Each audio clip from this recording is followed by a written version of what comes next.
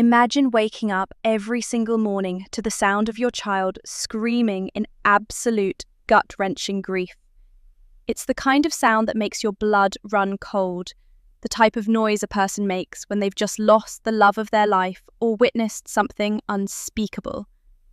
But when I rush into my 20-year-old daughter's room, there's no tragedy, there's no blood, there's no one missing. She's just staring at her phone, sobbing into her pillows, because she isn't sitting on a private jet. My daughter isn't mourning a person. She's mourning a lifestyle she's never actually had, and it's turning our lives into a psychological thriller I never signed up for.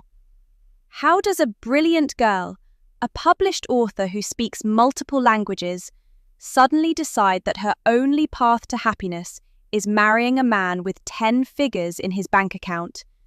And more importantly, what happens when that obsession starts turning her into a person I no longer recognize? I'm a 47-year-old father, and for the last year I've watched my daughter, Sarah, vanish. In her place is a stranger who views the world through a distorted golden lens. To understand how we got here, you have to understand who Sarah used to be. She wasn't just a good kid, she was exceptional. At 16, while most kids were worried about prom or driver's licenses, Sarah wrote and published a book. It wasn't just some vanity project either. It was successful. She was proficient in several languages. She was thriving in a top-tier university, and she had a mind that could dissect complex problems in seconds. She had a future that was bright enough to be blinding. But then, something shifted. It started small. A comment here and there about financial freedom or high-value lifestyles. We didn't think much of it at first. We live a comfortable life. I've worked hard to make sure my family never experienced the sting of financial insecurity. We aren't the 1%, but we're doing well. However, for Sarah, well suddenly became an insult. About a year ago, it was like a switch flipped. The daughter who used to talk about literature and global politics started talking exclusively about yachts, St. Moritz, and the specific carats of diamonds she expected to wear before she turned 25. I've tried to trace it back to a single moment, but I think it was a slow poison, the kind that drips into your mind through a smartphone screen until your entire perception of reality is corroded. She became obsessed with the idea that the only way to be happy in this life is to marry a billionaire. Not a millionaire, a billionaire. She speaks about it with this terrifying clinical certainty, as if it's a career path she's already been accepted into. But it's not just talk anymore. Sarah has started taking steps to make this fantasy a reality. And that's when the worry turned into genuine fear for her safety. I started finding out from friends and work associates that Sarah was hunting. That's the only word for it. She began spending her afternoons in the lobbies of the most expensive hotels in the city, or sitting alone at high-end hotel bars, nursing a single expensive cocktail for hours. She wasn't there for the atmosphere. She was there to pick up older men. When I first heard this, I felt a physical sickness in my chest. This is my daughter, the girl I watched grow up, the girl I protected from the world, deliberately placing herself in rooms filled with powerful, anonymous men, hoping to be chosen. It didn't stop at hotel bars. My wife, who isn't Sarah's biological mother, but has been her primary maternal figure since she was 13, has a brother who is very wealthy. He's worked his entire life for what he has and is incredibly private. Sarah, sensing an opportunity, tried to force her way into his inner circle. She didn't want a relationship with her uncle. She wanted his vibe. She started taking secret selfies in his private home, showing off his luxury decor and high-end amenities on social media, pretending they were her own. When he found out, he was livid. It was a massive violation of privacy. And now, my own daughter is barred from her uncle's house. The social suicide didn't end there. I work in a professional environment, and while my position is solid, I have associates who are in much more glamorous roles. People who travel internationally and handle high-profile accounts. A few months ago, one of them pulled me aside, looking incredibly uncomfortable. He showed me his LinkedIn messages. My daughter had been messaging my professional colleagues, not to ask for an internship or career advice, but to send suggestive comments and, in one case, a direct request for a piece of fancy jewelry. I felt like the floor had been pulled out from under me. LinkedIn? Of all the platforms to use for that kind of behaviour, she chose the one tied directly to my livelihood. Now she's back home with us temporarily while she looks for a new apartment, and the atmosphere in our house is heavy with a type of depression I've never witnessed before. For the past 5 days, Sarah hasn't left her bed. But she isn't sleeping. She's mourning. Every morning, we wake up to the sound of her sobbing. It's not a quiet cry. It's a loud, agonizing wail. When I try to go in and comfort her, she looks at me with eyes that are red and swollen, and she tells me that her life is over because she doesn't have a billionaire boyfriend. She says she can't stand staying in places like this, meaning our home, which is a beautiful modern house, because it's not glamorous enough. I tried the gentle approach. I sat on the edge of her bed, stroked her hair, and told her that life is about so much more than money. I told her that one day she'll find someone who loves her for her mind, for her spirit, someone who loves her as much as I do. She looked at me with such pure, unadulterated venom and said, "Yeah, but he'll probably be broke, so I don't care." That was the moment my patience snapped.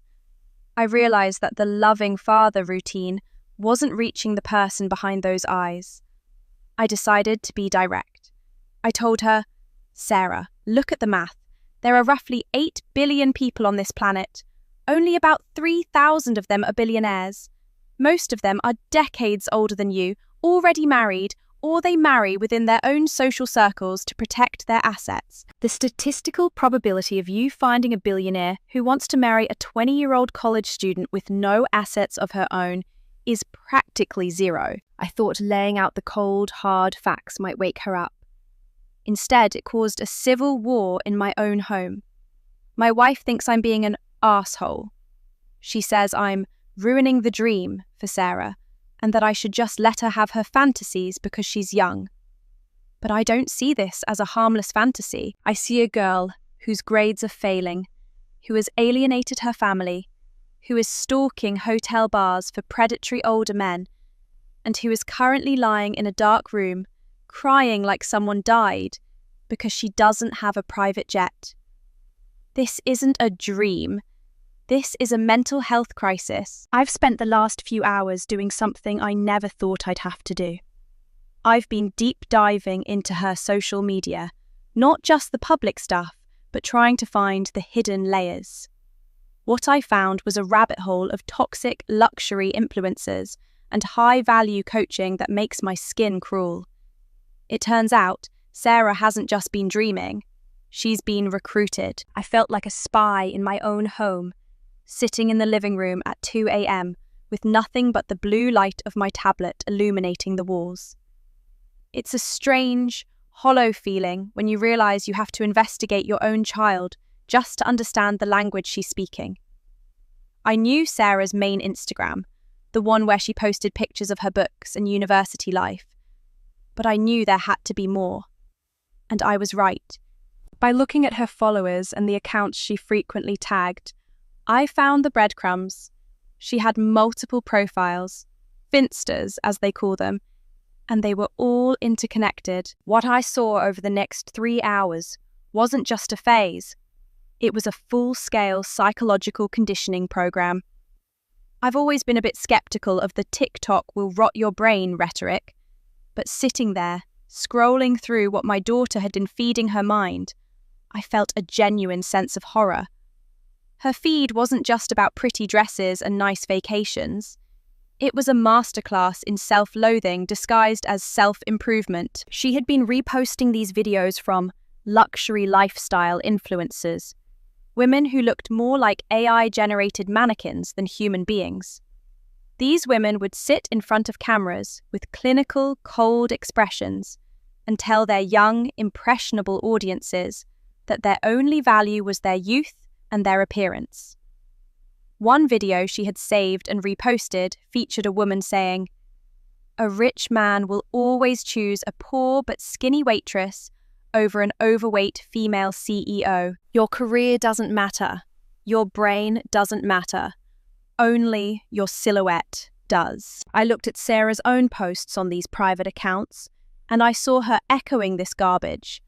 My daughter, the girl who wrote a successful book at 16, the girl who is proficient in multiple languages, was writing captions about how high-value women don't waste time on education because men don't marry degrees. It was like watching a brilliant light bulb slowly being painted over with black tar. Then there were the screamers. That's what I call them. These influencers who literally yell at the camera, telling their viewers to wake up and stop dating brokies. They talk about men as if they're nothing more than ATMs with heartbeats. If he doesn't pay for your hair, your nails, and your rent, he doesn't love you, one video screamed. If you're dating a guy who wants to split the bill, you're dating a roommate, not a man. As I scrolled deeper, I saw the evidence of the dates Sarah had been going on. There were photos of 11-course tasting menus at restaurants where a single meal cost more than my monthly car payment.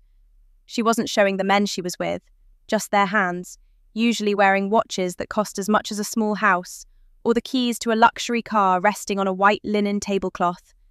She was curating a life that wasn't hers. She was a guest in a world she couldn't afford, and she was doing whatever it took to stay there. But the most alarming discovery came when I looked into her saved stories. There were screenshots of receipts and coaching materials. Sarah had joined something called a Content Creator Club. It sounded harmless enough at first glance, but as I dug into the details, it was anything but. She had taken €500, money from her savings and the allowance I give her for university expenses, and paid it to a Russian influencer whose entire online persona revolved around being a professional, kept woman. This woman's content was a highlight reel of her spending €20,000 on plastic surgeries, which she called her glow-up, and being flown to St. Moritz for skiing trips by men who were never named. For €500, Sarah got coaching sessions where this woman taught her the tricks to manipulate men, how to market herself on social media to attract the ultra-rich, and how to optimize her appearance to fit a specific aesthetic. I felt a physical weight in my stomach. My daughter, who I thought was studying for her midterms, was actually paying a scammer in another country to teach her how to be a more effective gold digger. It was a giant, glamorous pyramid scheme where the product was the girls themselves. The woman was preying on the desperation of girls like Sarah, girls who felt like normal life wasn't enough, who felt like they were failing if they weren't living like a Kardashian. I didn't sleep that night. I just sat there, thinking about the 16-year-old girl who loved writing stories. Where did she go? How did we lose her to a screen? The next morning, the house was silent except for that familiar, rhythmic sobbing coming from her room. Usually, I'd wait for it to stop, but not today. I couldn't. I knocked on her door, and when she didn't answer, I walked in. The room smelled like unwashed laundry and expensive perfume, a strange, cloying mix. Sarah was buried under her duvet, her phone glowing in the dark space beneath the covers. I sat on the edge of the bed and said, "Sarah, we need to talk. And I don't want to hear about billionaires. I want to talk about you." She groaned and pulled the covers over her head. "I'm tired, Dad. I'm depressed. Just let me sleep." "I'm not leaving," I said, my voice firmer than it had been in days.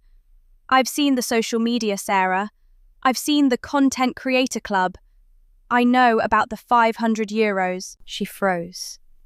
Slowly, she pulled the duvet down just enough so her eyes were visible. They were bloodshot and filled with a defensive, sharp anger. "You spied on me. I'm your father, and you're living under my roof while having a total mental breakdown over a lifestyle that doesn't exist for 99.9% of the world," I replied. "I didn't spy. I investigated because I'm watching my daughter vanish into a cult of money and misogyny. She sat up then, her hair a tangled mess, looking nothing like the high-value woman she was trying so hard to be. It's not a cult, it's reality. Do you have any idea how hard the world is right now? Do you know what inflation is doing? I don't want to struggle like you did. I don't want to work 40 years just to have a comfortable life. I want more. And you think marrying a 60-year-old stranger who sees you as an accessory is more? I asked. Sarah, you're brilliant. You're a writer. You could build your own empire. Why are you trying to sell yourself for someone else's? She started to cry again, but this time it wasn't the loud wailing. It was a quiet, desperate shaking. You don't get it, she whispered. I'm already behind. Everyone is doing it. My friends are doing it. If I don't find someone rich now, while I'm young and pretty, I'll be stuck in the broke world forever. I realized then that this wasn't just greed. It was a deep existential fear. She had been convinced that her value was a ticking time bomb, that every birthday she had without a ring on her finger from a wealthy man was a step toward being worthless. Who are you dating, Sarah? I asked gently. Tell me the truth. I need to know you're safe. She hesitated, chewing on her lip. They're just older guys. They take me to nice places. They're respectful, mostly. Mostly? My heart rate spiked. Sarah, define mostly. And how old are we talking? She shrugged, trying to look nonchalant, but I could see her hands trembling. 30, 40, sometimes 60. But they have resources, Dad. They have connections. They have power over you, I countered. That's what resources are in that dynamic. They are leverage. I tried to tell her about the risks.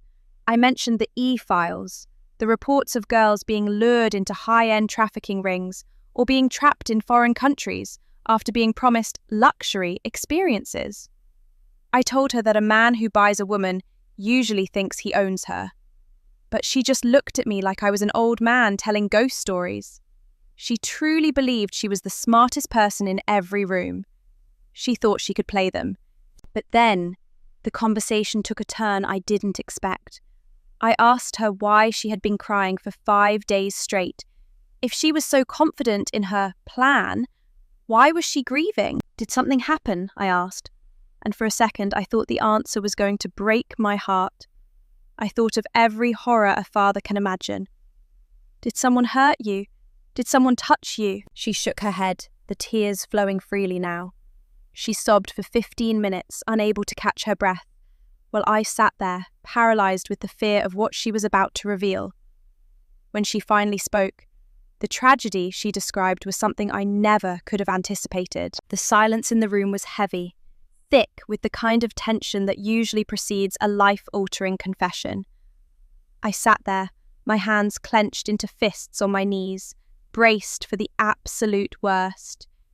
In my head, I was already mentally cataloguing every man she might have been with, wondering if I'd need a lawyer or a weapon. I was prepared for a story of assault, of blackmail, of something truly dark. But when Sarah finally looked up at me, her face blotchy and her eyes hollow, the words that came out of her mouth were so far removed from what I expected that I actually felt a moment of vertigo. She stole him, Dad, she whispered, her voice cracking. She stole my entire future, everything I worked for. She just took it. I frowned, the adrenaline still coursing through me. Who? Who stole what, Sarah? Just tell me, slowly. She took a ragged breath and started to recount a story that sounded less like a tragedy and more like a twisted script from a reality TV show. It turned out that about a year ago, right around the time her grades started to slip and the obsession began, Sarah and a girl she used to be close with, a girl named Mia, had started frequenting these high-end hotel parties. They were wing women for each other, both deeply entrenched in this provider man culture they'd found online. Sarah described one night in particular at a 5-star hotel downtown. They had snuck in, dressed in clothes they could barely afford, trying to look like they belonged. Sarah had spent weeks researching the look of a billionaire's girlfriend. She'd done her makeup exactly like the tutorials. She'd practiced her mysterious gaze in the mirror. She had identified a specific man that night, someone older, impeccably dressed, someone she was certain was the key to the life she wanted. "I was the one who found him," she sobbed, clutching a pillow to her chest. "I was the one who did the research. I knew who he was. But the whole night, he didn't even look at me. He only had eyes for Mia. He asked for her number. He bought her drinks. I was standing right there, and I was invisible." I listened, trying to process this. My daughter was grieving because she had been invisible to a stranger at a bar. But it went deeper. Apparently, this wasn't a one-time thing. Over the next few months, a toxic competition had formed between Sarah and Mia. They were no longer friends. They were predators hunting in the same territory. The breaking point, the thing that had actually sent Sarah into this 5-day spiral of despair, happened at their university. They discovered that a guy in one of their programs, someone they had both seen around but never really noticed, was actually the son of a multi-millionaire. A legacy kid with a massive trust fund and a future already paved in gold. "He was the one, Dad," Sarah said, her voice rising in pitch. "He was perfect. He was our age, he was rich, and he was right there. We both went for him. But Mia, she's a monster. She started telling people I was unstable. She told him I was obsessed with money and that I was stalking him. She even tried to sabotage my weight loss." I paused. "Sabotage your weight loss? How?" "She would bring over healthy snacks that were secretly loaded with calories," Sarah said, as if she were describing a poisoning. "She'd tell me I looked tired so I wouldn't go to the gym with her. She was literally trying to make me low value so she could look better next to him. And it worked. He's with her now. They're a couple. I have to see them on campus. I have to see her posting photos from his family's private estate in the Hamptons. That was supposed to be my life." I sat back, stunned. I looked around her room, at the books she used to love, at the awards she'd won for her writing, and I realized I was looking at someone who had completely lost their grip on what matters. She wasn't crying because she was hurt. She wasn't crying because she had been abused. She was crying because she had lost a game she had chosen to play with a friend who was just as lost as she was. "Sarah," I said, trying to keep my voice steady, "you're 20 years old. You're talking about your life being over because a guy at school is dating someone else? Do you hear how that sounds?" "You don't understand," she screamed, the wailing starting up again. "She's going to be a millionaire's wife. She's never going to have to worry about a bill or a job ever again. She's going to travel the world while I'm stuck here, studying for some stupid degree so I can get some stupid 9-to-5 job. I was robbed." The sheer entitlement was staggering. She felt robbed of a life she had never earned, with a man she didn't even love, based on a competition that was rooted in nothing but vanity and greed. But the most disturbing part was how real the pain was to her. To Sarah, this wasn't a shallow disappointment. This was a soul-crushing defeat. She had fully internalized the idea that her only purpose was to be a high-value prize, and in her mind, she had been labelled clearance rack. I tried to pivot. I asked her if she realized how dangerous it was to be dating men 40 years older than her, especially men who used their wealth as a shield. I told her that she was lucky nothing worse had happened, that losing a guy to Mia was a blessing compared to what could happen in those hotel bars. But she wasn't listening. She was back on her phone, scrolling through Mia's Instagram, torture testing herself by looking at photos of private dinners and designer handbags. She was addicted to the envy. It was her fuel and her poison all at once. "I'm going back to school," she said suddenly, wiping her eyes. I'm going to pass my classes, not because I care about the degree, but because I need to be there. I need to be in those circles. I just need one more chance to meet someone like him." It was a chilling moment. She wasn't recovering from the depression. She was recalibrating her strategy. The sobbing had stopped, replaced by a cold, desperate determination. That night, I talked to my wife again. She was still being soft, still saying Sarah was just going through a phase, and that her heart was broken. I told her the truth, that Sarah wasn't heartbroken. She was power hungry. I told her about the weight loss sabotage, the hotel bars, and the LinkedIn messages. My wife finally started to see the cracks in the innocent daughter facade. We agreed on one thing. Sarah needed professional help. Not a life coach from TikTok, but a real therapist who could untangle the knots in her head. Surprisingly, when I proposed it to Sarah the next morning, she agreed. But she didn't agree because she thought she was wrong. She agreed because she thought a therapist could help her with her confidence so she could perform better in her pursuit of wealth. As a father, I'm standing at a crossroads. I've reached out to medical professionals, but it's Sunday, and the silence from the clinics is deafening.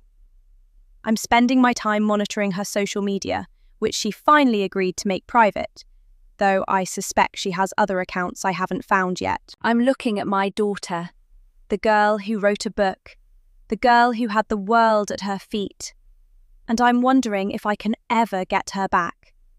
Or has the TikTok generation mindset already claimed her for good? Is there a way to teach someone the value of love when they've already put a price tag on their soul? The following Monday felt like a funeral for a person who was still sitting at our breakfast table. Sarah hadn't screamed that morning, which I suppose was progress, but the silence was somehow worse. She sat there, nursing a cup of black coffee, her eyes fixed on the screen of her phone with a surgical intensity. She was dressed in what she called quiet luxury, a beige cashmere sweater and simple gold hoops. She looked elegant, but it was an elegance that felt like a costume. It was a uniform for a war she was losing. I finally got a call back from a therapist recommended by a colleague. Dr. Aris specialized in late adolescent transitions and, crucially, social media addiction and body dysmorphia. I didn't tell Sarah the specifics of the doctor's background. I just told her I'd found someone who could help her optimize her mindset. Using her own vocabulary felt like a betrayal of my values, but it was the only way to get her into the car. The drive to the clinic was suffocating. I tried to make small talk, to find the girl who used to talk to me about her writing. "I was looking at your old book the other day, Sarah," I said, trying to keep my voice light. "That chapter about the lighthouse, the prose was really something. Do you ever think about starting a second one?" She didn't even look up. "Writing books is for people with time to kill, Dad. Unless you're a bestseller with a movie deal, it's a hobby, not a strategy. I need to focus on things that move the needle. A book won't get me into the VIP lounge at the Cipriani." "Is that all life is to you now? Access to lounges?" "It's not just the lounge," she said, her voice dropping into that cold, defensive tone. "It's what the lounge represents. It represents being someone. I'm tired of being a nobody in a world that only rewards the somebodies. You think you're happy because you have a house and a car, but you're just one bad quarter away from being like everyone else. I want a life that's bulletproof." I wanted to tell her that nothing is bulletproof. I wanted to tell her that the men she was chasing would be the first ones to drop her if she ever became a liability. But I knew she wouldn't hear me. She saw me as a brokey with limited vision. When we arrived at the office, Sarah walked in with her head held high, looking more like she was going into a board meeting than a therapy session. I sat in the waiting room for 50 minutes, staring at a stack of outdated magazines, my mind racing. I thought about her mother. My ex-wife had been a different kind of addict. Her poison was in a bottle, not a screen. But the patterns were hauntingly similar. The same obsession with escaping reality, the same inability to see the damage being done to those around her, the same conviction that everyone else was the problem. Was this genetic? Was Sarah's brain just wired to find a fix? And she'd found it in the dopamine hits of luxury and status. When the door finally opened, Sarah didn't look like she'd been crying. In fact, she looked triumphant. "How was it?" I asked as we walked back to the car. "She's interesting," Sarah said, a small, smug smile playing on her lips. "She asked a lot of questions about Mia. I think she agrees with me that Mia is a narcissist. We're going to work on my interpersonal leverage next week." My heart sank. I knew Dr. Aris hadn't said that. Sarah was doing what she always did, taking information and twisting it to fit her own narrative. She wasn't there to heal.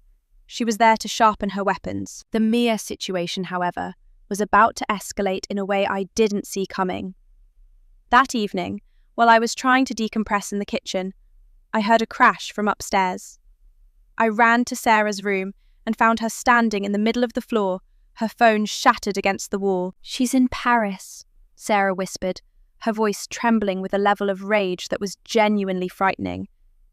"Mia, she's in Paris with him. He took her to the Ritz. He bought her a Hermes bag. She posted the receipt, Dad. She posted the actual receipt." Sarah began to pace the room like a caged animal. "That was supposed to be me. We talked about Paris. We looked at those hotels together. She's living my life right in front of my face, and everyone is liking it. Everyone is telling her how lucky she is. She isn't lucky. She's a thief." "Sarah, stop," I said, grabbing her shoulders to steady her. "It's a handbag. It's a hotel room. It's not a life. You don't know what they're saying to each other when the camera is off. You don't know if she's happy." "I don't care if she's happy," Sarah screamed, shaking me off. "I care that she has the bag. I care that she's at the Ritz. Do you have any idea what that kind of exposure does for your brand? She's going to get more followers, more offers. She's moving into a different tier, and I'm stuck here in this bedroom." She slumped onto the floor, the rage dissolving back into that pathetic, hollow sobbing. I looked at the shattered phone on the rug.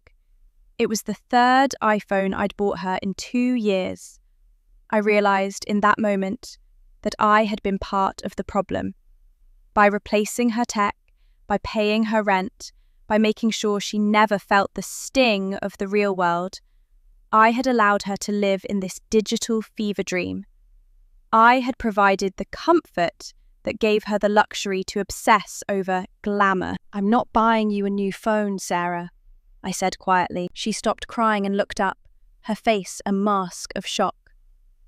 "What?" "You heard me. You threw it. You broke it. If you want a new one, you can use your savings. Or you can get a job. But I'm done funding your obsession." "I need my phone for school, Dad. I have assignments. I have my contacts." "Then you should have thought about that before you used it as a projectile, because a girl in Paris got a purse," I replied. "And starting tomorrow, things are changing. If you're staying here, you're not going to be lying in bed all day. You're going to help your mother with the house. You're going to study at the library, not in your room. And you're going to show me your university login so I can see exactly what's happening with your grades." She looked at me as if I'd just told her I was selling her into slavery. "You're joking. You're actually going to cut me off? Now, when I'm at my lowest?" "You're not at your lowest, Sarah," I said, feeling a strange, cold clarity. "You're at your most entitled. And if I don't stop this now, I'm going to lose you forever. You're 20 years old. It's time to live in the world that actually exists, not the one on your screen." She didn't speak to me for the rest of the night. But as I went to bed, I felt a flicker of hope. For the first time in a year, I had set a boundary. I had stopped being a spectator in her descent and started being a father again. But my hope was short-lived. Around 3 a.m., I woke up to the sound of the front door softly clicking shut. I ran to the window and saw Sarah standing on the sidewalk, a small suitcase in her hand. A black sedan, not a taxi but a high-end luxury car, was idling at the curb. I didn't think. I just grabbed my keys and ran out the door in my pajamas. Sarah, stop! I yelled as I hit the pavement. The car door opened. A man stepped out. He looked to be in his late 50s, silver-haired, wearing a tailored overcoat that probably cost more than my first house. He didn't look like a billionaire. He looked like a predator who knew exactly what he was buying. "Is there a problem, sir?" he asked, his voice calm, cultured, and utterly chilling. Sarah wouldn't look at me. She was staring at the car, her face set in a hard, determined line. "I'm an adult, Dad," she said, her voice barely audible. "You said I had to make my own way." "Well, I am." "Sarah, get back in the house," I pleaded, stepping toward her. "You don't know who this is. You don't know where he's taking you." The man stepped between us, a polite, mocking smile on his face. "She's with me, and I assure you, she'll be much better looked after than she is here. She's a very special girl. She just needs someone who understands her value." I felt the world tilt. This was the coaching in action. This was the Content Creator Club payoff. She hadn't broken her phone because of Mia. She had broken it because she had already made a choice and was looking for a reason to leave. I stood there on the cold pavement, the asphalt biting into my bare feet, feeling like my entire world was dissolving into the exhaust fumes of that idling black sedan. The man, Victor, as I would later find out, didn't even have the decency to look ashamed. He looked at me with a kind of clinical pity, the way a lion might look at a wounded scavenger. He wasn't just a guy in a suit. He was the physical manifestation of every toxic lie my daughter had been fed for the last 12 months. "Sarah, please," I choked out, my voice sounding small and pathetic even to my own ears. "You don't know what you're doing. This isn't a fairy tale. This is a transaction. You're a person, not a product." She didn't even turn her head. She was already half submerged in the plush leather of the back seat, her hand on the door handle, pulling it shut. The thud of that heavy German-engineered door closing was the loudest sound I've ever heard.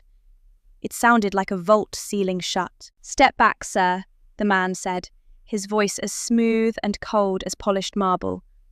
"You're making a scene. She's 20. She's made her choice.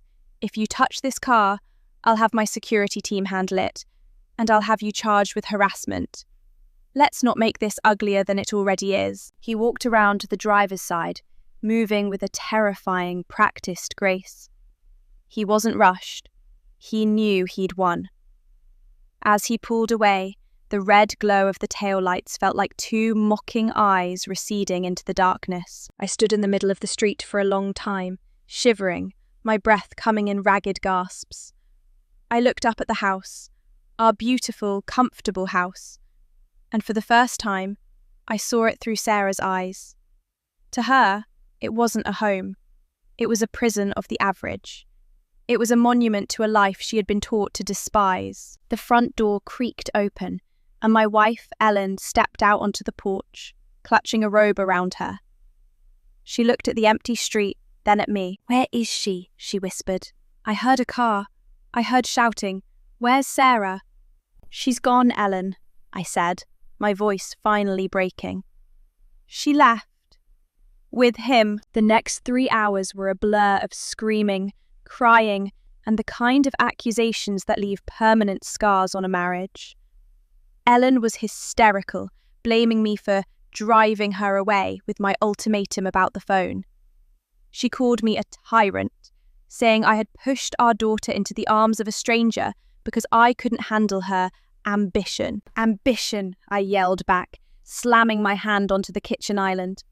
"Ellen, she didn't leave to start a business. She left to be a kept woman. She's being groomed by a website she paid €500 to join. How can you not see this?" "She's a dreamer," Ellen sobbed. "She always has been.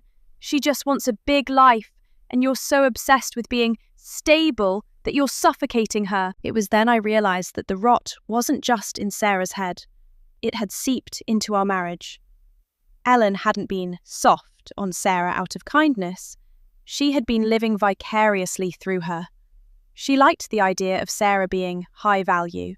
She liked the reflected glow of the luxury Sarah was chasing.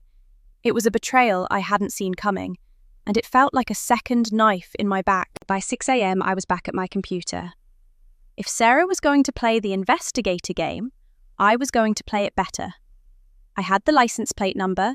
I'd memorized it the second the car pulled away. It took me 2 hours and a few favors from a contact I had in the private security industry to get a name. Victor Vance. He wasn't a billionaire. He wasn't even close. He was a wealth manager for a firm that specialized in offshore accounts. Essentially a high-end bagman for the truly rich. He lived in a penthouse that he didn't technically own, drove cars that were leased through his company, and his glamorous life was a carefully constructed facade designed to lure in girls like Sarah. He was a middleman, a scout. I dug deeper, my stomach turning with every new tab I opened. Victor was a frequent mentor for the very same content creator club Sarah had joined. He wasn't there to give business advice. He was there to vet the girls. He would pick the ones who were the most desperate, the ones with the most potential, and he would bring them into his circle. From there, they were introduced to his clients, the actual billionaires. Sarah wasn't going to be a wife. She was being auditioned for a role she didn't even understand the script for. She was a starter girl, a beautiful, intelligent accessory to be used until the next, younger model came along. I tried to call her 100 times. Each time it went straight to voicemail. I sent texts, emails, even LinkedIn messages, pleading with her to come home, telling her what I'd found out about Victor. Silence. Until about noon. My phone buzzed with a notification from Instagram. Sarah had posted a story. It was a view from a balcony overlooking the city skyline, the kind of view that costs $5,000 a night.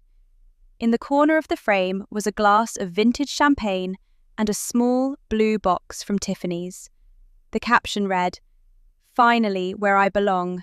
Stop settling for people who want to keep you small. Hashtag high value. Hashtag new beginnings." I felt a wave of nausea so strong I had to sit down. She was taunting me. She was showing me that her way had worked. She had the champagne, she had the box, she had the view. To a 20-year-old girl who had been brainwashed by influencers, this was winning. She couldn't see the bars of the cage because they were plated in 18-karat gold. But then, I noticed something in the reflection of the glass. Just a tiny detail. In the reflection of the champagne flute, you could see the person taking the photo. It wasn't Sarah. It was Victor. And he wasn't looking at her with love or even admiration. He was looking at her the way a photographer looks at a prop, checking the lighting, making sure the product was positioned correctly for the shot. It wasn't a photo of a woman enjoying her life. It was an advertisement. I knew then that I couldn't just wait for her to come home. If I waited, by the time she realized what she was in, there might not be anything left of the Sarah I knew. I had to go get her, but I couldn't go as the angry dad. I had to go as someone who understood the game. I called my brother-in-law, the one Sarah had tried to exploit. He was still angry, but when I told him what was happening, his voice went cold. "She's with Victor Vance?" he asked. "I know that name. He's a bottom feeder, Dave. He's been blacklisted from half the clubs in the city for bringing talent to the wrong tables. If Sarah's with him, she's in a lot more trouble than she realizes." "I need your help," I said. "I need to get into that building, and I need to do it without him calling the cops." "I can get you in," he said, "but you need to be prepared. Sarah might not want to be rescued. In her head, she's already at the finish line." He was right. That was the most terrifying part. How do you save someone from a life they've convinced themselves is a dream? How do you break a spell that's been cast by an entire generation of digital sirens? I spent the next hour getting dressed. I didn't put on my usual dad khakis. I put on my best suit. I polished my shoes. I made myself look like the kind of man Victor Vance would have to respect. Or at least, the kind of man who looked like he had resources of his own. As I walked out the door, Ellen tried to stop me. "What are you doing? Where are you going?" "I'm going to bring our daughter back," I said, my voice flat. "And Ellen, if you're still on her side, if you still think this is a dream, then don't be here when we get back. Because I'm not bringing her home to a mother who wants her to be a trophy." I didn't wait for her answer. I got in my car and drove toward the skyline, toward the gold-plated cage, praying that I wasn't already too late. The elevator ride to the 42nd floor of the Emerald Towers was the longest 30 seconds of my life. The air in the car was pressurized, clinical, smelling faintly of expensive sandalwood and industrial cleaning fluid. My brother-in-law had made the call. The concierge hadn't even asked for my ID. In this world, a name was a skeleton key, and for once, I was grateful for the very resources Sarah was so obsessed with. When the doors slid open, they opened directly into the foyer of the penthouse. It wasn't a home, it was a showroom. White marble floors that reflected the grey city sky, floor-to-ceiling glass, and furniture that looked more like modern art than something you'd actually sit on. There were no family photos, no books, no signs of life. Just a collection of expensive objects arranged to look like a life. And in the middle of it all was Sarah. She was sitting at a long glass dining table, but she wasn't eating. She was draped in a silk robe that looked like it cost more than my first car, and a professional makeup artist was hovering over her, applying lashes with surgical precision. A photographer was adjusting a ring light a few feet away, and Victor, the man of the hour, was leaning against a marble pillar, scrolling through a tablet. Angled. Sarah didn't look at me when I walked in. She kept her chin up, her eyes glazed and distant. She looked like a doll being prepped for a window display. "Sarah," I said, my voice echoing in the hollow space. "We're going home. Now." The makeup artist jumped, dropping a brush. The photographer looked at me with annoyance. Victor, however, didn't even flinch. He slowly looked up from his tablet, a thin, predatory smile spreading across his face. "Ah, the father," he said, pushing off the pillar. "I wondered how long it would take. You're remarkably persistent for a man of your modest standing.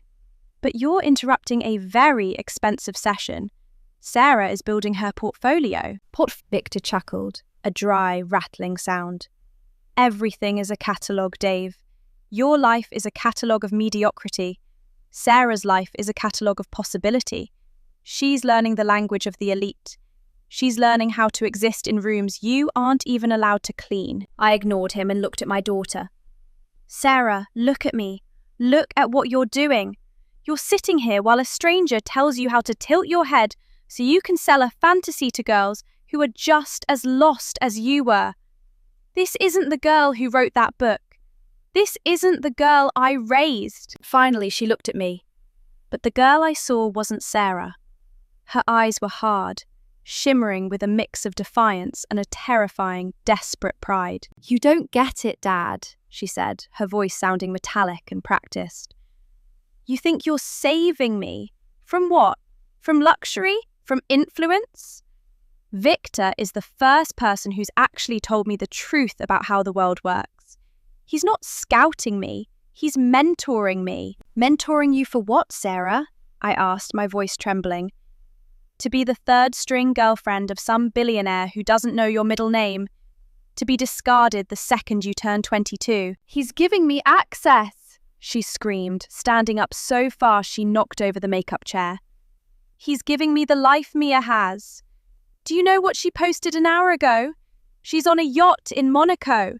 She's with him, and she's looking down at everyone. I'm not going to be the one looking up anymore, Dad. I'm not going to be a nobody." It all came back to Mia. It all came back to the envy that was eating her alive. "Sarah, look around you," I said, gesturing to the empty, cold room. "Is this where you want to be? In a room where the only person who cares about you is the one charging you for the privilege of being here. Victor doesn't care about you. He cares about the commission he gets when he hands you off to someone else." Victor stepped forward, his eyes narrowing. "That's enough. You're trespassing, Dave, and you're upsetting my talent. Sarah, go into the dressing room. We'll finish the shoot in 10 minutes. She's not going anywhere with you, I said, stepping between them. Actually, Victor said, his voice dropping to a low, dangerous hiss. She's already signed the contract. The Content Creator Club isn't just a coaching group. It's a management firm. She's legally bound to the sessions she's paid for. And since she used your money to pay for them, I'd say you're technically an investor. So why don't you sit down and watch your ROI grow? I felt a surge of pure, primal rage.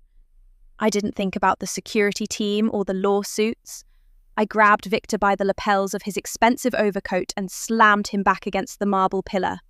The tablet flew from his hand, clattering across the floor. If you ever speak to her again, I whispered, inches from his face, I will spend every cent I have and every connection I've ever made to make sure you never step foot in this city again. I don't care if I have to burn my own life down to do it. For the first time, Victor looked nervous.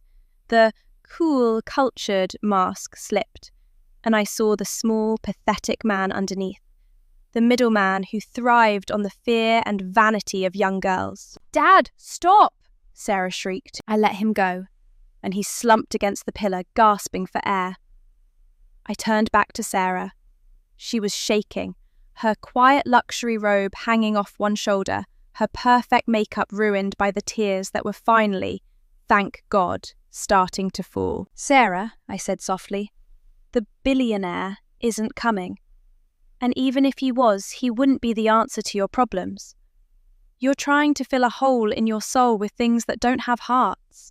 Please, just come home. We'll figure it out. We'll find the girl who wrote the book. I miss her so much." She looked at me, then at Victor, then at the shattered tablet on the floor. For a second, the spell seemed to break. She looked around the penthouse and saw it for what it was, a stage. A beautiful, expensive, empty stage. I can't, she whispered. "I've already told everyone. I've already posted it. If I come home now, if I go back to normal, everyone will know. Mia will know. She'll win. I'll be the failure." "Let her win the game, Sarah," I said, reaching out my hand. "It's a game where the only prize is a gold-plated cage. Let her have it. You're worth more than a trophy." She took a long, shaky breath. She looked at my hand, then at the elevator doors. The silence in the room was absolute. Even Victor stayed quiet, sensing that he'd lost his grip. Then, Sarah did something I'll never forget.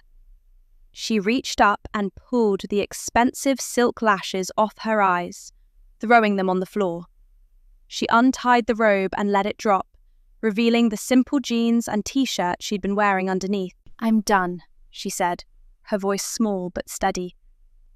"I'm done being high value." We walked to the elevator together. As the doors closed, I saw Victor picking up his tablet, already looking for the next girl on his list.